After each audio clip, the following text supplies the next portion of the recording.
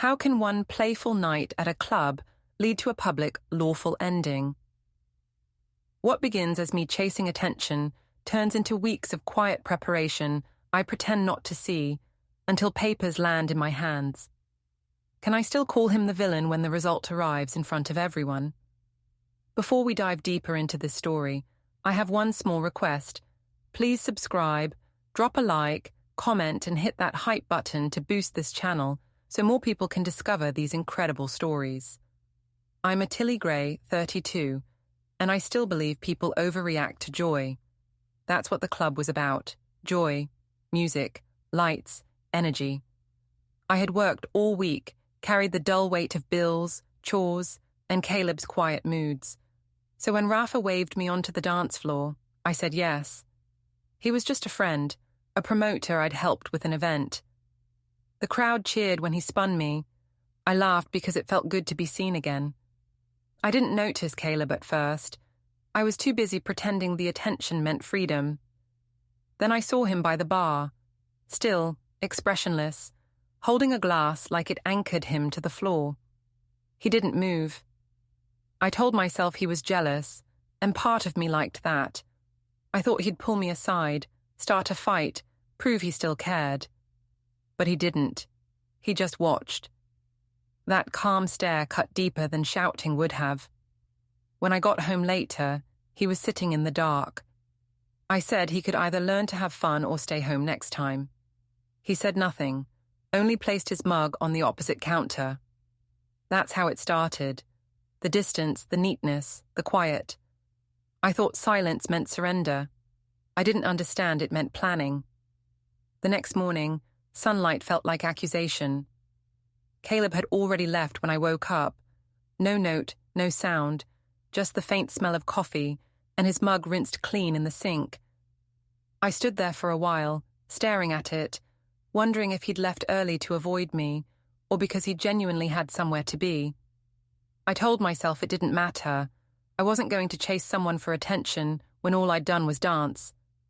I made a story out of the night instead, posted a short clip from the club, captioned, "Finally letting loose."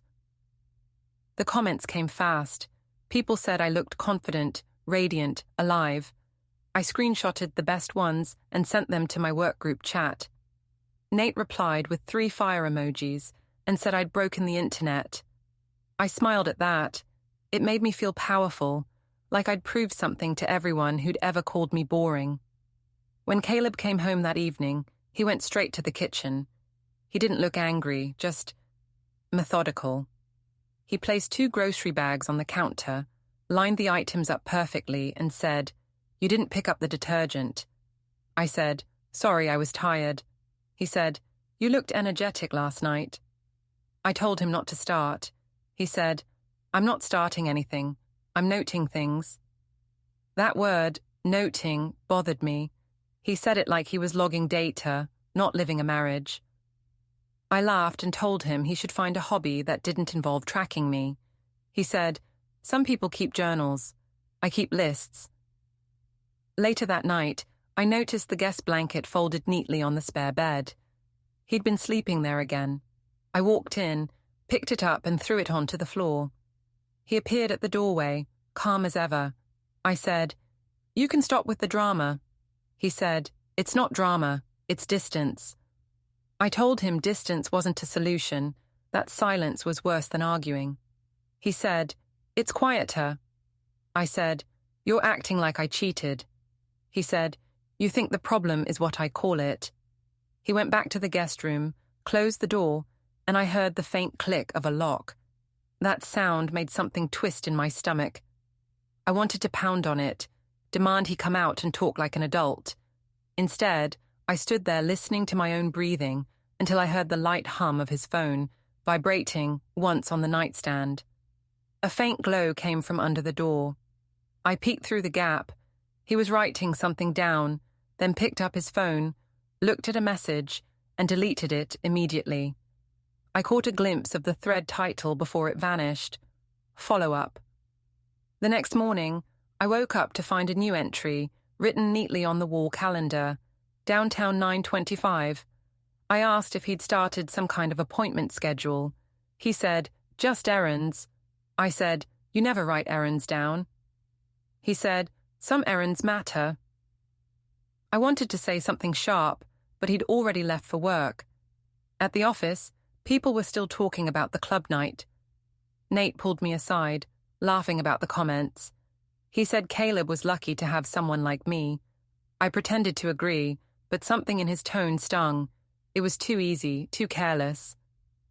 When I came home, Caleb was sitting on the couch, laptop open, spreadsheet glowing on the screen.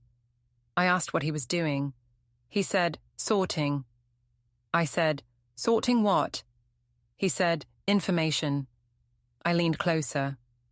The columns had labels, dates, events, notes. One entry read, "Saturday, club video posted." I laughed again, a little too loudly. "You're literally keeping score." He said, "Just recording what happens. That way I don't have to argue." That calm tone made me want to scream. "You're acting insane," I said. He said, "You call it insane because you don't control it." I said, "You're twisting everything." He said, "I'm untwisting it." I snatched his laptop, but he caught the edge gently, steady as ever. "You can read it if you want," he said. "There's no emotion here, just facts." That night, I called my mother. I told her Caleb was acting strange, distant, collecting details like a detective. She sighed and said, maybe he was tired of being humiliated. I told her not to take his side. She said, "I'm not taking sides. I'm telling you some men withdraw when they're hurt." Hurt, as if he were the victim. When I hung up, I walked to the balcony for air. The neighbor, Mr. Kovac, was out watering his plants again. He looked up at me, nodded once, then looked away quickly. I wondered how much he'd heard through the walls. I sent a text to Rafa. "You won't believe how serious he's being." He replied, "He'll get over it. They always do." I stared at that for a long time before typing back, "He's too calm." Rafa sent a shrug emoji and said, "Calm is better than crazy." I didn't reply. When I went inside, Caleb was setting 2 mugs on opposite counters. His plain white one near the sink, mine with the chipped rim near the stove. I said, "You're dividing cups now?" He said, "It helps me remember boundaries." "Boundaries?" I repeated. He said, "You don't believe in them, so I have to create them myself." He walked away before I could respond. Later, while brushing my teeth, I noticed the faint smell of printer toner coming from his study. I opened the door slightly. Papers were stacked in careful piles, labeled home, auto, bank, and one smaller folder marked household. I touched it. It was heavier than it looked. He appeared behind me. "Don't go through my things," he said. I said, "Your things? Everything here belongs to both of us." He said, "Not everything." He took the folder from my hand and slid it into a locked drawer. The click of the lock echoed again, sharp and deliberate. "You're hiding something," I said.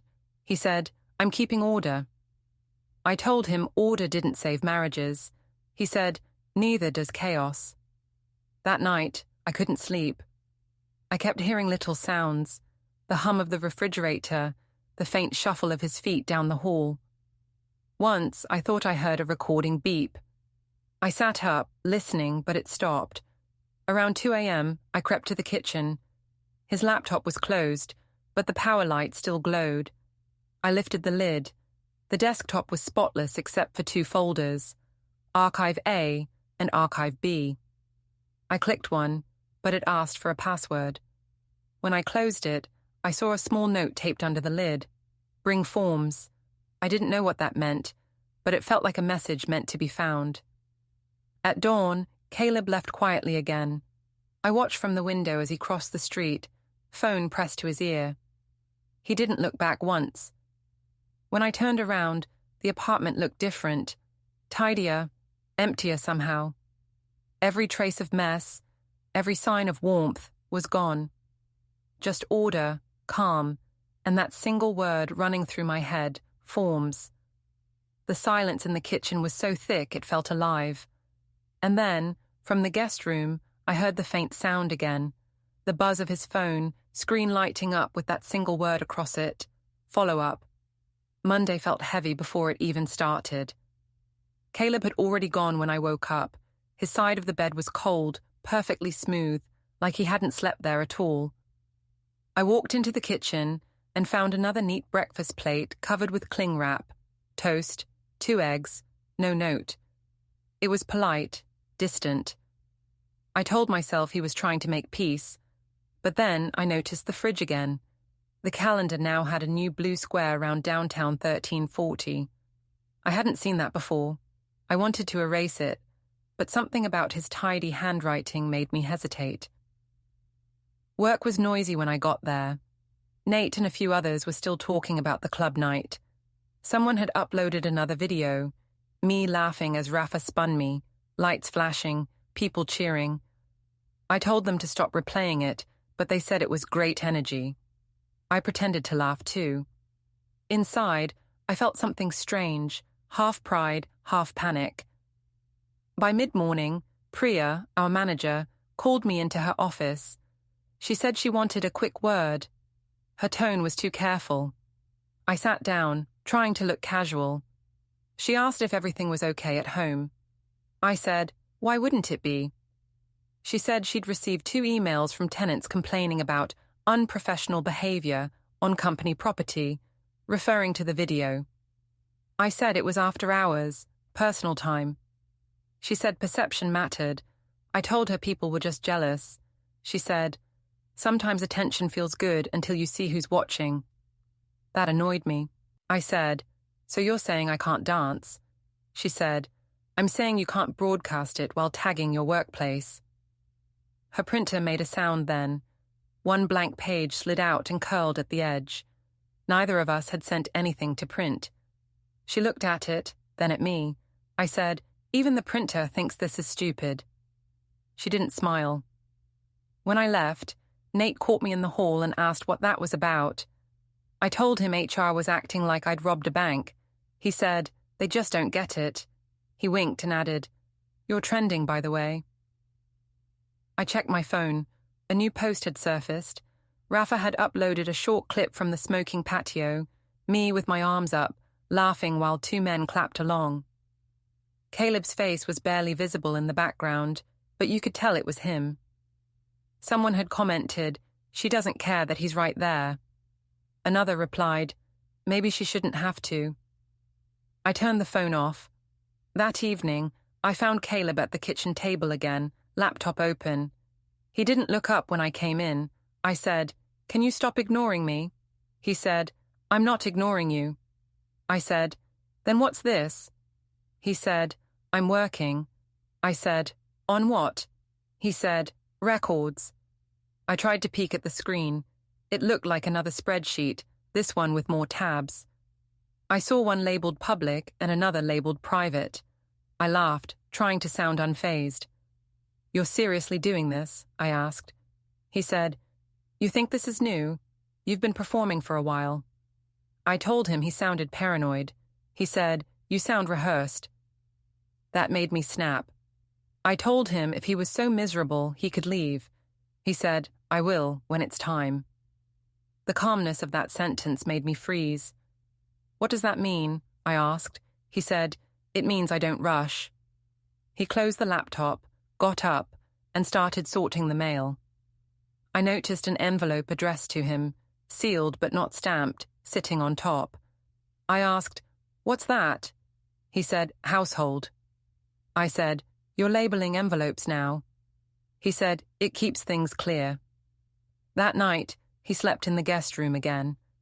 I could hear him moving papers around, the faint buzz of a phone vibrating once, then silence. I woke up around 2 a.m. and saw a light under the guest room door, the sound of a keyboard clicking. I tiptoed closer and heard a faint beep, maybe a recorder starting. I whispered his name, but he didn't answer. In the morning, there was another note on the calendar. Meeting, personal, Wednesday. I stared at it for a while, then grabbed a pen and wrote under it, fun, essential, Friday. A small rebellion. At work, Priya avoided eye contact. Nate, however, was excited. He said Rafa wanted me to come to a networking event at the rooftop bar that weekend. I told him I might. He said, "Do it. People love confidence." When I got home, Caleb was rearranging files again. I told him he was making the apartment feel like an office. He said, "Offices are orderly."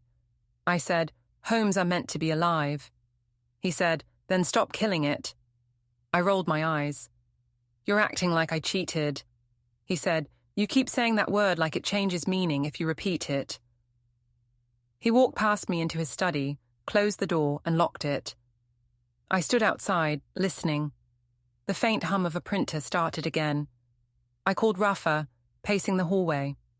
I told him Caleb was driving me crazy. He said, "You need distraction. Come out tonight." I said, "He'll think I'm running away." Rafa said, "Let him. It's better than staying where you're not wanted." I told him I'd think about it. Later that night, as I brushed my teeth, I saw Caleb's reflection behind me in the mirror. He was standing at the door, arms crossed. I asked, "What?" He said, "You left your phone unlocked." I said, "So?" He said, "So I saw your messages." I froze. "You went through my phone?" I asked. He said, "You left it open." I told him he was violating my privacy. He said, "You don't believe in privacy when it's your turn." I said, "You think this makes you look righteous?" He said, "No, just ready." I didn't understand what that meant. When I went to bed, I could hear him in the other room again, quietly talking on the phone. I crept closer, but the words were too soft. I caught only fragments: next step, file order, yes, documentation. My pulse raced. He lowered his voice, then hung up. The next morning, the study door was locked, but I could smell toner again. When he left for work, I tried the handle, still locked. Through the keyhole, I saw the edge of his laptop screen. A small pop-up flashed. File uploaded successfully. At breakfast, he sat across from me, calm, polite, unshakable. I said, "You're making this worse." He said, "It was already worse. Now it's just organized." He left without another word. After he was gone, I looked around the apartment. Everything was too neat, folders stacked, drawers aligned, mugs spaced perfectly. On the counter was one new item I hadn't noticed before, a small sticky note under my phone. It said only, "Bring forms." I crumpled it and threw it away, but even after it hit the trash, I could still feel it between my fingers. That night, as I turned out the lights, I heard the door to the guest room close softly. Then, a second later, the faint buzz of a phone vibrating once on the nightstand. The screen glowed through the crack under the door. I couldn't see the full message, just one word before it disappeared again: follow up. By Friday night, the air in the apartment felt staged, like every item was placed there for evidence. Caleb's shoes lined up by the door, the laundry folded in exact piles, his coffee cup centered on a coaster. Even his breathing seemed measured. I told myself I wouldn't let him control the mood. Rafa had texted twice already, reminding me of the rooftop bar event. I needed to go. I needed to show everyone that I wasn't some sad woman stuck under her husband's quiet judgment. I dressed carefully, nothing too loud, but enough to be noticed. When I walked out of the bedroom, Caleb looked up from his laptop. He didn't ask where I was going, just said, "You're late." I said, "You don't even know what for." He said, "You think I don't?" I asked if he planned to follow me again. He said, "I don't have to. You record everything yourself." I told him he was obsessed. He said, "You call it obsession. I call it clarity." I rolled my eyes and left before he could finish. The rooftop bar was loud, glowing, full of people who said my name with smiles. Rafa waved me over to his table, where a few colleagues from work were already laughing. Nate shouted that he was buying a round to celebrate viral fame. I pretended not to notice the way people whispered when I passed. I told myself it was admiration. Rafa leaned closer and said he loved that I didn't let my husband's control issues stop me from having fun. I smiled. pretending to agree. Deep down, though, I could feel a strange pull, guilt mixed with thrill. I wasn't doing anything wrong, I told myself again. Just dancing, just existing. An hour later, someone started cheering for us to dance. I said no at first, but Rafa took my hand, and suddenly the crowd was clapping, phones flashing. He spun me once, twice, and the laughter rose around us. I caught my reflection in the glass, smiling, radiant, almost believable. Then the flash of a phone camera cut through the lights, and for a split second, I saw a familiar outline in the crowd below. Someone watching from the street, still, steady, face half in shadow but unmistakable. Caleb. My throat closed. I told myself it wasn't him, that I was imagining things. But then another flash, this time from the street, and he stepped back into the dark, turning away slowly. The music drowned out everything else. I laughed louder, tried to act unaffected. Rafa asked if I was okay. I said, "Of course." But my hands were shaking. When I went to the restroom, I checked my phone. There it was, an unread message from Caleb. "You should look at yourself from outside." That was all. No question, no anger. Just that. I deleted it immediately. When I came back, Nate said someone downstairs had been asking about me. A tall man, quiet, said he'd wait outside. I laughed like it was a joke. Rafa said, "That's creepy." I said, "He probably just wanted to say hi." Still, when we left, I checked every shadow on the street. Caleb wasn't there anymore. At home, the apartment was silent again, but not empty. The smell of printer toner lingered in the air. The desk lamp in his study was still on, but the chair was empty. On the table sat his laptop, closed, and a neat stack of folders. One was labeled bank, another auto, another household. Next to them, a thinner binder with my name on the tab, Ottilie, notes. I froze. I shouldn't have opened it, but I did. Inside were pages printed from my own social media, screenshots of posts, photos, timestamps. Next to each, short comments in his small, tidy handwriting. Public display. Repetition of behavior. Possible witness names. It felt unreal. Like I was reading a police report about my own life. The sound of the front door opening made me jump. I shoved the binder closed and stepped back. Caleb walked in, quiet, steady. He saw the binder on the table and said, "You found it?" I said, "What is this? Are you spying on me?" He said, "No, I'm saving facts. You prefer stories." I told him this was insane, that he was turning marriage into an investigation. He said, "You turned it into a performance." I said, "You can't live like this, Caleb." He said, "I already am." His calmness scared me more than shouting would have. I said, "Do you hate me?" He said, "No. Hate would make me careless." I didn't know what that meant, but I didn't ask. The next morning, I woke to find him gone again, but the study door was left open this time. His laptop was running, the screen showing a document titled Statement. I scrolled down, lines of text, dates, notes. At the bottom, one line half finished, next step, secure. And then nothing. I closed it quickly and walked to the kitchen. The wall calendar had another new entry, downtown 16:05. I erased it in anger and wrote above it, dinner with friends. At noon, my mother called. She said she'd seen the new videos online. Apparently someone had uploaded a clip of me and Rafa from last night. She asked if Caleb was okay. I said, "Why do you always ask about him?" She said, "Because you stopped asking about him." I hung up. That evening, Caleb came home late. I was sitting at the table waiting, pretending to scroll through my phone. When he walked in, he didn't say hello. He went straight to his laptop. I asked if he was avoiding me. He said, "I'm preparing." "For what?" I asked. "For the part you won't understand until it's done," he said. I told him he sounded dramatic. He said, "You called me dramatic for staying silent last time." He minimized something on his screen when I leaned closer. I caught a glimpse of a cloud sync notification. File uploaded successfully. I said, "Are you saving something about me?" He said, "I'm saving something for me."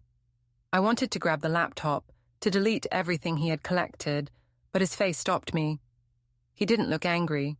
He looked resolved. Later that night, I heard the faint hum of the shredder in his study. The sound went on for several minutes, then stopped. When I looked inside, he was calmly placing blank paper into the bin, like he was practicing letting go of something. I said, "You're scaring me." He said, "You should have been scared earlier." Then he stood, took his mug, rinsed it, and said, "I'm going to sleep. You should too." I waited until the house was quiet before checking his study again.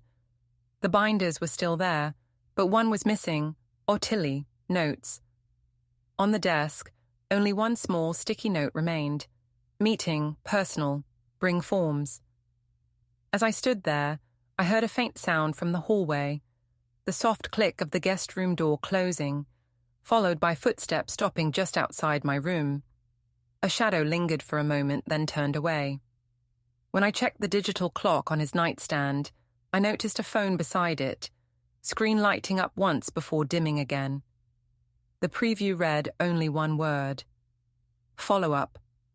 Sunday began with sunlight falling flatly on the floorboards, the kind of light that makes everything look staged.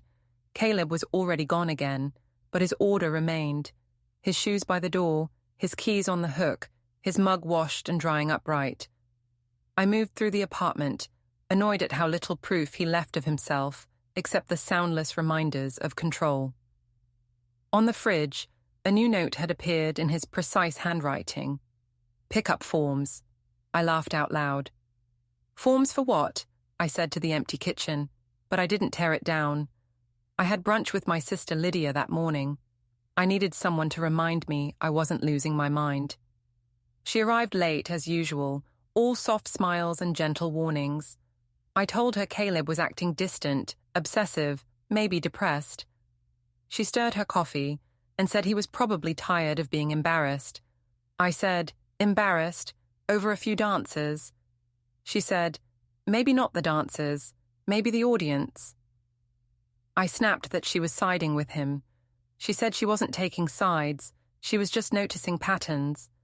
She used that word, patterns, the same way he did. I hated it. Halfway through brunch, Lydia's phone buzzed. She frowned and said, "It's Mom." I asked why Mom never called me directly anymore. She said, "Because you hang up when she disagrees with you." I tried to change the subject, asked about her kids, her husband, anything else. But she circled back. "Rafa texted me," she said suddenly. "He posted another photo of you two dancing. It's spreading again." I felt heat rise in my chest. I told her Rafa was just trying to help my confidence. She said, "If you need a stranger to prove your worth, maybe you've already lost it." I stood up, threw cash on the table, and said she could enjoy brunch alone. As I walked away, I heard her call after me. "Tilly, Caleb doesn't fight because he doesn't have to anymore." At home, the apartment was empty but tense. I opened the window to let air in and saw Caleb's car parked facing the street instead of the garage. He never parked there. I stepped out onto the balcony and looked down. The windshield reflected the sky. Inside, a manila folder sat on the passenger seat. When he came home, I asked about it. He said, "Documents." I asked, "What kind?" He said, "The kind you only see once." That sentence chilled me. I laughed it off and said he was trying too hard to be mysterious. He said, "You think this is theater. It's not." That evening, he took a long call in the hallway, voice low, sentences short. I couldn't make out most of it, only fragments. Confirm appointment. Next week. Copies secured. When he came back in, I asked who it was. He said, "Follow-up." I told him I was tired of that word. He said, "You'll understand soon." I felt fury rise inside me. "You're trying to scare me," I said. He replied, No, I'm trying to make it clear. I told him I was going out, maybe to Lydia's. He said, "You won't." I said, "Watch me." He said, "I have." That stopped me cold. Still, I left. I needed noise, somewhere that wasn't silent. I ended up at Nate's friend's house, an after-dinner gathering full of music and cheap wine. People clapped when I walked in, asked about the viral videos. Someone joked that I'd made married but fun a new trend. I laughed along even though my stomach turned. Rafa arrived late. He hugged me too long, whispered something about how brave I was to be living honestly. I didn't answer. I didn't feel brave. I felt watched. Halfway through the evening, my phone buzzed. It was a message from Lydia. "Mom's worried." Caleb came by. I wrote back, "Why would he go there?" Lydia replied, "He said he was dropping off documents for safekeeping." Documents again. Always documents. I left the party early. When I got home, Caleb was in the living room, typing something on his laptop. I asked if he'd gone to my mother's. He said, "Yes." I asked, "Why?" He said, "Back up." I said, "You're treating me like a criminal." He said, "You keep acting like one." I told him he was gaslighting me, that he wanted me to feel small. He said, "You don't need my help for that." I slammed the bedroom door, shaking. Through the walls, I could hear the faint whir of the shredder again, followed by the low hum of the printer. It was like living next to a machine instead of a man. Around midnight, I woke to the sound of the refrigerator door closing. I got up and saw Caleb standing by the counter, drinking water. He looked at me and said, "You don't have to keep pretending." I said, "Pretending what?" He said that this is repairable. I told him he was throwing everything away for nothing. He said, "Not for nothing, for peace." He walked back to the guest room. Before closing the door, he said quietly, "Tomorrow we'll start doing things properly." That word, properly, stuck in my chest like a weight. The next morning, his alarm went off earlier than usual. I stayed in bed, pretending to sleep. He moved around the kitchen, his steps careful. The smell of printer toner drifted down the hallway. When he left, he locked the front door behind him, something he'd never done before. I sat there staring at the clock. 7:52. Then, faintly, a reminder ping echoed from his phone still on the counter. The screen flashed. Downtown 10:15. He'd forgotten his phone. For a moment, I thought about calling Lydia, telling her everything, asking what she thought he was doing. But I didn't. I was too curious. I opened his messages. Most were clean, organized, emotionless. But one thread stood out.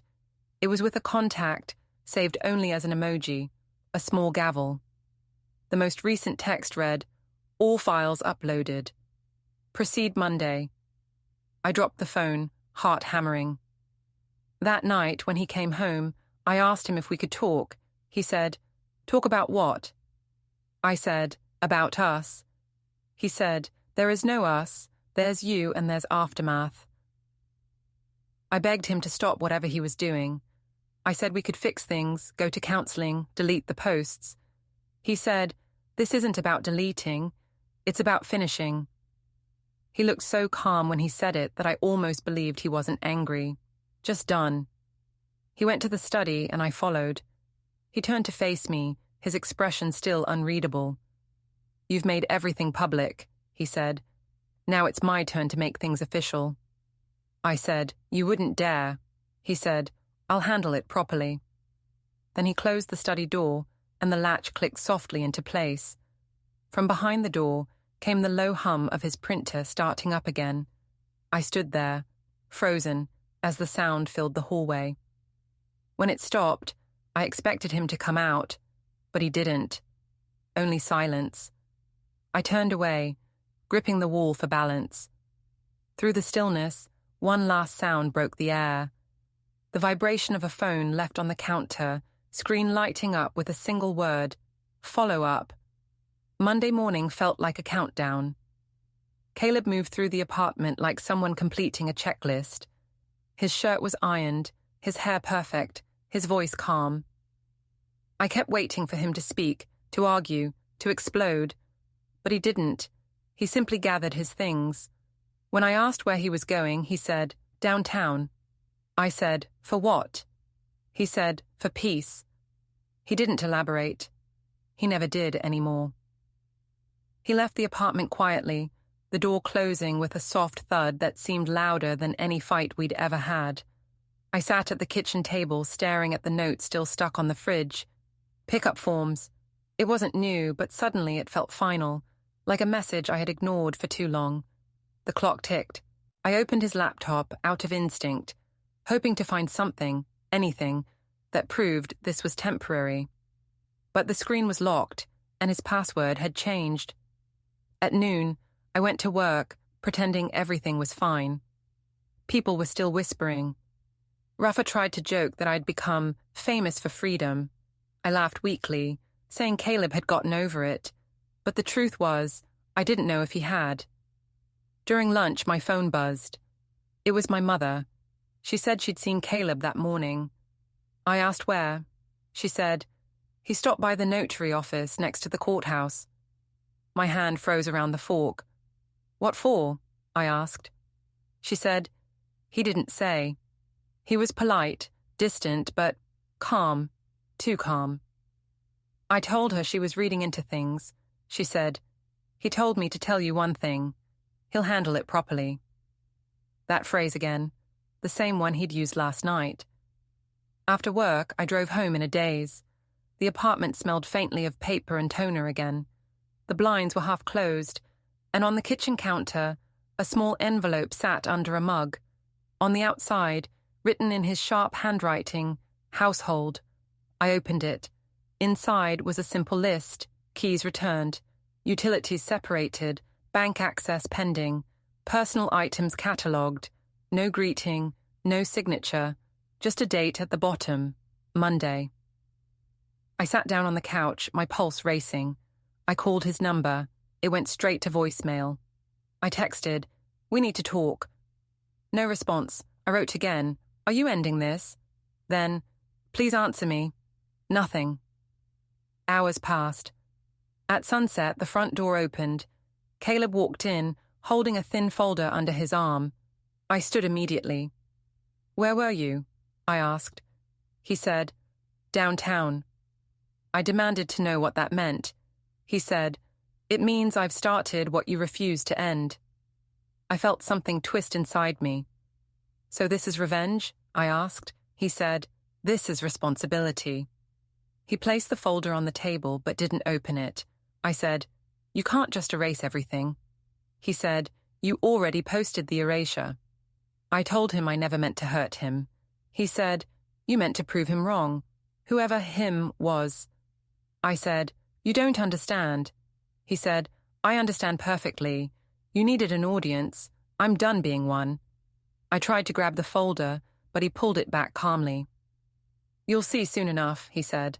I shouted that he couldn't just decide to destroy our life because of pride. He said, "It's not pride, it's proof." Then he looked around the apartment, at the pictures, the couch, the calendar still marked with downtown 10:15. He said, "You never realized, did you? Every reminder you ignored was me giving you a chance to notice." I said, "Notice what?" He smiled faintly, but it wasn't kind. "That I was documenting the end," he said. He went to the study, pulled open the locked drawer, and took out 3 USB drives. He placed them neatly on the desk. "These are for the records," he said. I said, "What records?" He said, "The kind that explain what happened when people ask." I told him no one cared about our private life. He said, "You've made sure everyone does." I tried to sound confident, but my voice broke. "You wouldn't actually use those." He said, "I don't have to. They're safe." I followed him down the hall, heart pounding. "You're bluffing." He didn't answer. He just started typing something into his laptop. The screen flashed a message. "File uploaded successfully." I asked what he'd sent. He said, "Not sent, secured." Then he turned to face me. You think I'm angry, he said, but anger's a fire. I'm something colder. He walked past me to the kitchen. I'll be staying elsewhere this week, he said. There's nothing left to argue about. I said, You're just leaving? He said, No, I'm completing.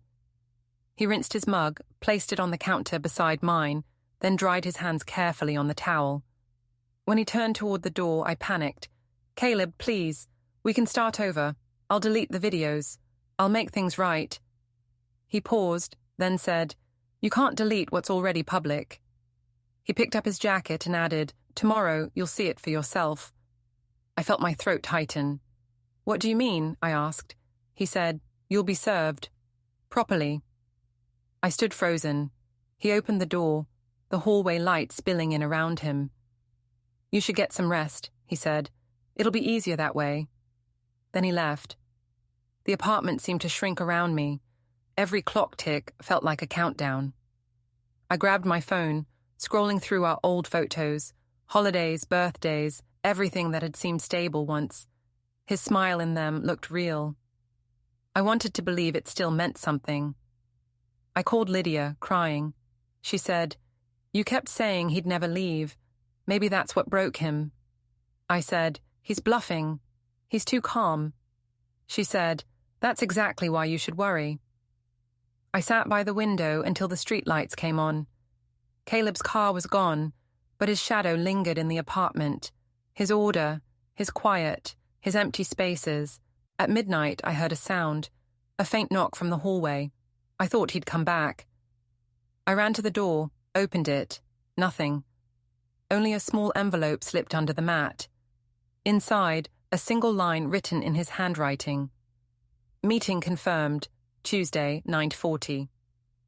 I wanted to tear it apart, but I couldn't. The letters were too neat, too calm. I went back inside, shaking.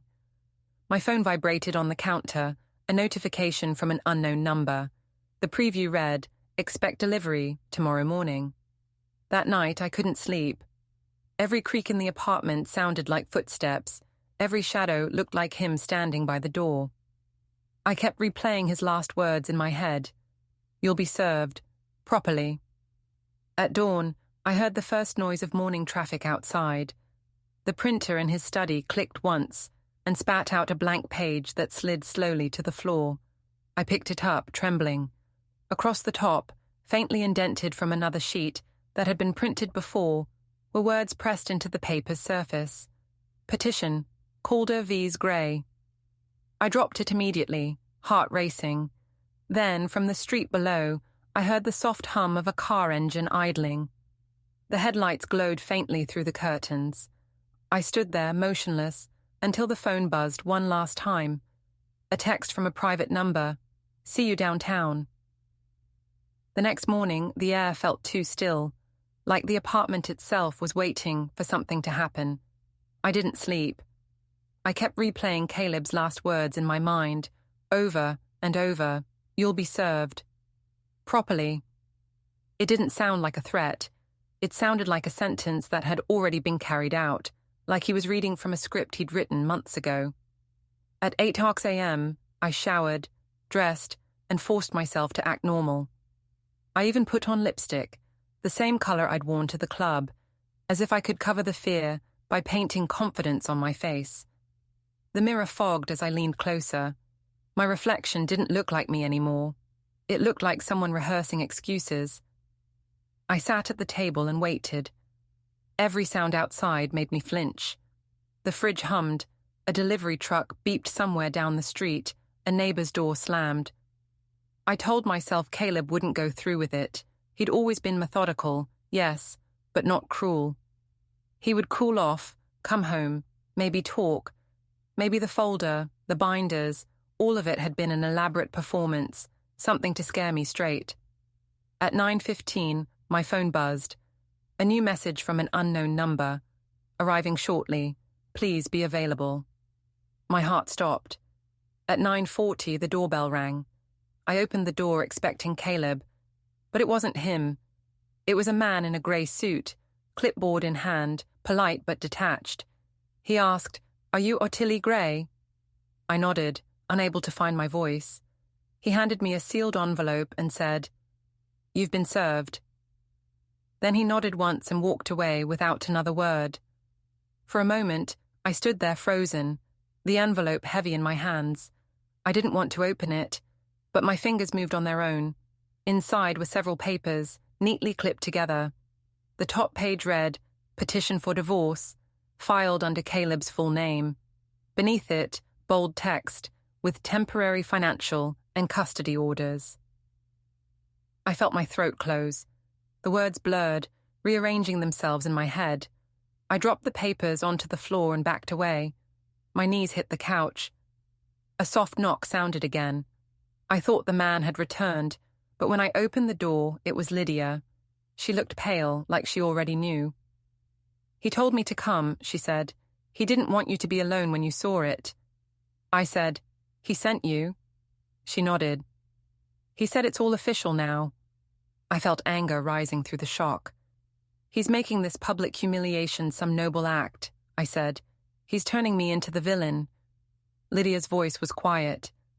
"You did that yourself." I wanted to scream at her, to throw her out, but she just picked up the papers and laid them neatly on the table. "You should read them," she said. "There's a schedule attached." "A schedule?" I laughed bitterly. "Of what? My punishment?" She didn't answer. She just pointed to the last page. My eyes landed on the words "temporary custody arrangement" and "possession of shared property pending further order." I sat down hard. "He planned this," I whispered, "for months." Lydia didn't deny it. "He wanted to do it properly," she said. "He even said those exact words." The phrase echoed in my head again. Properly, calmly, lawfully. Every folder, every binder, every quiet moment, every downtown reminder. It all snapped into place. "He was building a case," I said, "while I was dancing." Lydia's eyes softened. "He was trying to protect himself," she said. "And maybe you, in a way." I said, "You're defending him now?" She shook her head. "No, I'm just saying he didn't yell, he didn't cheat, he didn't post anything about you. He just documented." I covered my face with my hands. "He turned our marriage into a report." She didn't speak for a long time. The clock ticked. Outside, traffic passed. The world kept moving as if nothing had changed. When I finally looked up, I said, "He's not even here to see this. He couldn't even face me." Lydia said, "He's at the courthouse. He said you might show up." Something inside me snapped. I grabbed my coat and the envelope and ran. The courthouse wasn't far, just a few blocks away. The morning air was sharp, almost metallic. My heels hit the pavement in quick, uneven steps. People turned to stare as I passed, maybe recognizing me from the videos, maybe just sensing the chaos around me. When I reached the courthouse plaza, I saw him. Caleb stood near the steps, holding another folder, speaking to a clerk. He looked calm, almost peaceful, the same man I'd once loved, now made of distance and precision. I called his name. He turned, saw me, and didn't look surprised, just tired. I held up the papers. "You really did it," I said. My voice cracked. He said, "You did it first. I'm just signing what's already been lived." I stepped closer. "You humiliated me." He shook his head. "No, you performed the humiliation. I just kept the record." I said, "We could have fixed it." He said, "You don't fix something by pretending it didn't break." I felt my eyes sting, anger mixing with disbelief. "You're so calm," I said. "Don't you feel anything?" He said, "I did. That's why I had to stop." I took another step forward. "So this is it? You're proud of yourself?" He said, "No, just free." The clerk beside him handed him a document to sign. He signed it without hesitation.